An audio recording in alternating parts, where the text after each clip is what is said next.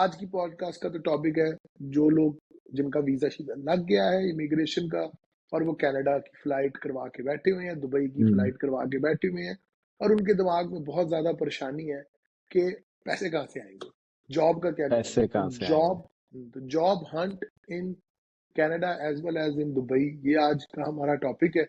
और बिल्कुल। इसके ऊपर जो है ना, वही मेरा डायलॉग है, पूछे क्या पूछना है आपने। मैं मैं वही सोच रहा हूँ कि मैंने क्या क्या चीजें किस सीक्वेंस में आपसे पूछनी है।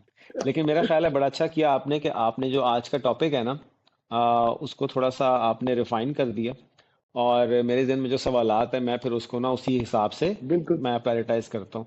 सो सबसे बेसिक सवाल उसी से स्टार्ट करते हैं, वीज़ा से। ठीक है। हम्म। अब मैं जब बात करूंगा या मेरे जहन में जो चीजें हैं रिगार्डिंग यूएई, तो मैंने उसको दो तरीके से बाइफरकेट किया हुआ है, दो तरह के लोगों में या दो तरह की अपॉर्चुनिटीज आप कह लें, दो तरह के प्रोस्पेक्ट्स आप कह लें। एक वो लोग जो कि यहाँ पर वीजा लेके आ रहे हैं, मतलब मैं बात कर रहा हूँ एम्प्लॉयमेंट वीजा की। ठीक है। हम्म। मैं खुद भी उन लोगों में से हूँ बाय द वे। तो मेरी स्ट्रगल, मेरी जर्नी बहुत डिफरेंट है उन लोगों से जो कि यहाँ पर विजिट वीजा या जॉब वीजा के या job hunt visa, sorry, job hmm. Hunt visa के ऊपर आएंगे। उनके पास 2 महीने का टाइम है, द क्लॉक इज टिकिंग। वो रोजाना वो उनको एक एंजाइटी, एक परेशानी उनकी, जू जू उनका वीजा का टाइम खत्म होता जाता है यहाँ आके, तो मैं वो देखता हूँ, काफी दोस्त यहाँ पर आए हुए हैं। उनको एक एडिशनल एंजाइटी होती है बिल्कुल। यार कि टाइम कम रह गया, टाइम कम रह गया, अभी तक कुछ हुआ नहीं, कुछ हाथ में नहीं आया। तो यहाँ तो ये दो कैटेगरीज है। मेरा ख्याल है कनाडा में स्लाइटली डिफरेंट। सो मेरा सवाल आपसे ये होगा कि वहां तो ऐसा नहीं है कि आप, हो सकता है, लेकिन मेरा ख्याल है कि मोस्ट लोग वहां पर अपना सारा प्रोसेस करके ही वहां पर आते हैं। ठीक है। तो क्या स्ट्रगल्स होती हैं और सर कहाँ से स्टार्ट करना चाहिए? सर बहुत अच्छी आपने बाइफरकेशन जो है ना, आपने थोड़ा सा पीछे ले गए हैं बात को, और वो है वीजा के ऊपर। तो मैं एक चीज को हम्म। ना यहाँ पे क्लियर कर दूं कि दुबई के अंदर जॉब हंट वीजा होता है, कनाडा के अंदर ऐसी कोई चीज नहीं है। सही। लेकिन आप विजिटर वीजा लगवा के यहाँ पर आ सकते हैं, and you can start searching for a job. मिसाल के तौर पे आपको विजिटर वीजा 6 मंथ की एंट्री देता है, तो आप आते हैं और आप 6 महीने जो है सही। वो सही। जॉब हंट वगैरह करते हैं और फिर आप चले जाते हैं। ये थोड़ी सी स्ट्रैटेजी मुझे समझ में नहीं आती, क्योंकि कनाडा आना और यहाँ पे रहना और 6 महीनों के लिए रहना, ये पीछे, और पाकिस्तान और कनाडा को साथ साथ चलाना ना इम्पॉसिबल हो जाता है। टाइम डिफरेंस पहली चीज आ जाती है। दूसरा, आई सी। इतना तो रिमोट वर्किंग पाकिस्तान में अवेलेबल ही नहीं है, तो आपको अपनी जॉब छोड़ के यहाँ आना पड़ता है। लेकिन अगर आप अपनी जॉब पाकिस्तान छोड़ के यहाँ पर आते हैं और यहाँ पे 6 महीने में विजिटर वीजा पे आप आए, आपको कुछ नहीं मिलता तो विजिटर वीजा पे, क्योंकि आप कुछ अर्न नहीं कर पा रहे होते तो पैसा लग बहुत रहा होता है। तो दिस इज नॉट एडवाइज। दूसरी बात यह है कि जब आप विजिटर वीजा पे आते हैं तो आपके पास वर्क परमिट नहीं होता। तो कंपनीज, जब अच्छी बिल्कुल। कंपनी, जब स्क्रीनिंग क्वेश्चन होता है कि are you legally allowed to work in, yes और no, and I am pretty sure बिल्कुल सही। कि जब आप नो लगाते हैं ना, तो आप स्क्रीन से ही बाहर हो जाते हैं, जो स्क्रीनिंग आप होती है बाहर ना, हो वो जाते ठीक है। हैं। तो बेहतर तरीका ये है कि या तो आप वर्क परमिट लेकर आए, जो कि बहुत मुश्किल से मिलता है, because you not coming from USA, you coming open work permit वगैरह, उसका बहुत टफ प्रोसेस है। क्योंकि जब आप अपनी लाइफ की प्लानिंग कर रहे होते हैं तो number of years for that planning and execution matter करता है। सबसे सेफ तरीका ये होता है कि जब आप स्टूडेंट वीजा पे आते हैं तो आपको वर्क परमिट मिल जाता है, तो आप काम कर सकते हैं, ठीक है। दूसरा होता है कि आप किसी कंपनी से ऑफर लेटर आपको आया है, और वो एक सही। सिस्टम होता है, उसको हम क्लोज वर्क परमिट भी बोलते हैं, कि आपको उस कंपनी के साथ ही फिर काम करना है। उसके लिए आप बहुत बड़े सही कोई है। बहुत कमाल की ऐसी चीज हो, कोई ऐसा आपके पास टैलेंट और स्किल हो कि यहाँ पे है ही नहीं। तो लोग कहते हैं कि यार, कंपनी कहती है कि हमने देखो एडवर्टाइज किया, नहीं मिला बंदा, और ये बंदा हमारी कंपनी के अंदर ही काम कर रहा है, लेकिन पाकिस्तान में, जैसे केपीएमजी पाकिस्तान में काम कर रहा है, या डिलॉयट पाकिस्तान में काम कर रहा है, तो हम इसको वहां से, या डिलॉयट दुबई में काम कर रहा है तो इसको हम यहाँ पे इंटरनली मूव कर रहे हैं। वो फिर सारा हेडेक कंपनी का होता है। भाईजान, ये बहुत रेयर होता है। अब हम लोग बात कर रहे हैं उन लोगों की जो कह रहे हैं यार हमें यहाँ कुछ नजर नहीं आ रहा पाकिस्तान में, तो हमने बाहर आना है। तो दुबई में बिल्कुल मुझे सही। बिल्कुल आइडिया कि जॉब एंड वीजा लिया और वहां पे ये मार्केट है कि आप आते हैं, आप जॉब एंड करते हैं, और बाकायदा लोग आपको कंसिडर करते हैं। यहाँ पे ऐसा नहीं होता, यहाँ करते पे हैं। आपकी कंसिडरेशन नहीं होती। तो आप लेते हैं इमिग्रेशन वीजा या स्टूडेंट वीजा, ठीक है ना।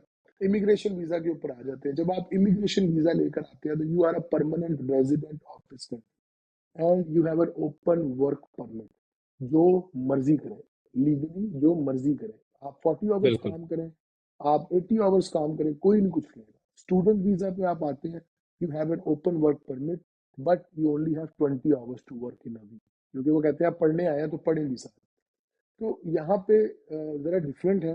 तो वर्क परमिट, इसलिए मैं कहता हूँ कागज पूरे होने चाहिए। कागज पूरे होने का हाँ। मतलब ये है कि आपकी आपका परमानेंट रेजिडेंट है ना, इसका मतलब है आपका एक सेन नंबर है, आपका एक वर्क परमिट है वो, ठीक है, सोशल इंश्योरेंस नंबर है, ठीक है, वर्क परमिट है, आपका हेल्थ कार्ड बन जाता है, आपका पीआर कार्ड बन जाता है, और अगर आपके बच्चे हैं तो उनका चाइल्ड बेनिफिट भी आना शुरू हो जाता है आफ्टर 6 मंथ। तो ये कागज पूरे होने की ना स्ट्रेंथ है, फिर आपको सारे राइट्स मिलते हैं, राइट। आप डाइवर्सिटी का हिस्सा होते हैं, आप जाते हैं तो लोग आपको, आप कहते हैं जी मैं, आपसे पूछ जाते हैं what is your status over here, क्योंकि बहुत ज्यादा लोग हैं तो आपसे पूछा जाता है व्हाट इज योर स्टेटस। जब आप ये कहते हैं ना, I am a permanent resident over here, तो they consider you very safe option to invest, ठीक है। तो ये मैं आपको बता बिल्कुल दूं कि सही है। तीन तीन बाइफर्केशन है कि आप वर्क विजिटर वीजा के ऊपर ना बहुत मुश्किल है जॉब हंट करना, अनटिल अनलेस आपके भाई की कंपनी हो, आप आए और मैं कहूँ नहीं यार मुझे हाँ यही बंदा चाहिए मुझे हमजा भाई चाहिए, ठीक है ना, हाँ, उसके लिए बेसिकली हाँ। मेरा ख्याल है इस हमारी एनक का मकसद ये है कि एनक से लोगों को दिखाएं कि ये हाँ रियलिटी ये हो क्या रहा है, और उसमें सिर्फ उनको गाइड कर दें कि हाँ ये रास्ता है अगर आपको ये चाहिए, और ये रास्ता है अगर आपको वो चाहिए। Exactly exactly. बिल्कुल पॉइंट पे आपने बात की है कि, तो बिल्कुल आपका मुझे बताएं जरा क्या पर्सपेक्टिव है दुबई का, कि जो दो तरह के लोग भी हैं, जो और बाकी जो एलिमेंट्स सिमिलर डिस्कशन में आते हैं, बिल्कुल और रेफरेंस बिल्कुल पे जरूर बिल्कुल। बात यहाँ पर कीजिएगा। भी यहाँ पर भी पहले तो मैं रेफरेंस वाली चीज से उसी से मैं हाँ इसको हाँ। स्टार्ट करता हूँ कि रेफरेंस का बहुत अच्छा आपने एक्सप्लेन किया। रेफरेंस के साथ ना हमारे मुल्क में अगर मैं समराइज करूँ आपकी बात को, वो ये है कि रेफरेंस की एक नेगेटिव कॉनोटेशन अटैच हुई हुई है। ठीक है, वही बात पर्ची, सिफारिश, ये वो, इससे तो दूर हटने की बहुत जरूरत है, ये तो बेसिक है। ठीक है, और यहाँ पर भी अब ऐसे ही है। देखें यूएई, सऊदीया, मुझे सऊदीया का बहुत अच्छी तरह आइडिया नहीं, ऑल दो अभी एक मेरा एक फैमिली फ्रेंड आया हुआ था, उसने मुझे सऊदीया के बारे में भी ऐसी सी बातें बताई हैं कि प्लेजेंटली बंदा हैरान हो जाता है। अच्छा यार, हम्म वहां भी ये सारा सब कुछ सिस्टम के थ्रू हो रहा है। आपने हम्म जॉब स्विच करनी है, ईमेल जो है वो गवर्नमेंट के सिस्टम से आती है कि ये बंदे का नोटिस पीरियड ये है, सारा कुछ। ये सऊदीया की बात मैं कर रहा हूँ कि वहां भी ये कुछ होना शुरू हो गया। लेकिन वहां का मैं कुछ एक्सपर्टली कुछ कह नहीं सकता, लेकिन यूएई की हद तक जो आपने बात की है ना, अगर 100% नहीं तो 85-90% ऐसे ही है कि जॉब पोस्ट करना ज़रूरी होता है। यहाँ पर दुनिया की बड़ी बड़ी रिक्रूटमेंट कंपनीज और रिक्रूटर्स बैठे हुए हैं जो हम्म कि जॉब पोस्ट करते हैं, जो कि रेफरेंस के थ्रू सीवीज वगैरह भी, रेज्यूमेस वगैरह भी मांगते हैं। बल्कि मल्टी तो पूरी दुनिया में ऐसे काम करती हैं, तो यहाँ भी ऐसा करती हैं। मुझे याद है पेप्सिको में मैंने एक टाइम पे पाकिस्तान में अप्लाई किया था, तो वहाँ पर सेक्शन होता है कि डू यू नो एनीवन, और वहाँ आप नाम लिखते हो, ईमेल लिखते हो अपने जानने वाले का, और वो जिस तरह आपने बताया कि उस बंदे को पैसे मिलते हैं। पैसे ठीक मिलते है, हैं। उस बंदे को पैसे मिलते हैं, तो ये एक बड़ी पॉजिटिव चीज़ है। और यहाँ पर coming back to your question, UAE में भी बिल्कुल ऐसे है कि रेफरेंस जो है वो आपको जो है वो एक हायरिंग मैनेजर के साथ एक इंटरव्यू लैंड करा सकता है। ठीक है, हम्म लेकिन बात जो है वो यही है कि जो जॉब पोस्ट हुई हुई है उस क्राइटेरिया पे आप पूरा उतरते हो कि नहीं, और बिल्कुल। हायर होने के बाद भी आप टिकोगे तभी जब आपको काम आता है। अब यहाँ पर भी काम आने वाला सीन ही है भाई। और अच्छा। यहाँ पर भी मतलब सो मच सो कि मैं ये देख के हैरान होता हूँ और खुश भी होता हूँ। And I am happy for the government है, द पीपल है, क्योंकि वो कहते हैं ना कि यार आपका, अगर आप कोई चीज़ आप ना हासिल कर सको जिंदगी में, या फिर आप हम्म। ना अपने लोगों में वो चीज़ ना देखो, किसी दूसरे को देखो, तो आपको खुशी तो होती है यार, अच्छा चलो यार काम ठीक कर रहे हैं। भाईजान, मैं अपने वाले साहब से ही बात कर रहा था पिछले 2 दिन पहले कि यार हमारे में और इनमें एक फ़र्क क्या है। हमारे मुल्क में हमारा अपना नेशनल सबसे नीचे आता है क्वालिटी ऑफ लाइफ में, जब कंपैरिजन होता है उसका एक्सपैट्स के साथ। मतलब जो लोग हमारे मुल्क में बाहर से आए हैं, मैं उनकी बात जी कर जी रहा हूँ, बिल्कुल। उनकी मतलब उनको सर आंखों पे रखना, उनकी बात, उनकी मराहत, उनके सारे पर्क्स, ये सारी चीजें सबसे ऊपर होते हैं। सबसे नीचे कोई बंदा अगर आता है तो पाकिस्तानी नेशनल आता है। यहाँ भाई ऐसे। उल्टा है। ठीक है, यहाँ उल्टा है।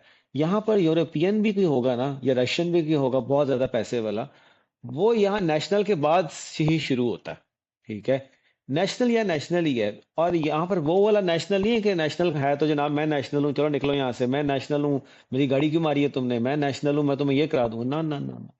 यहाँ पर मैंने इंसिडेंट होते लोगों के साथ देखे हैं कि नेशनल जहाँ गलती पे है, लॉ ने उसको भी कहा है, भाईजान चुप करो, आप गलती पे हो।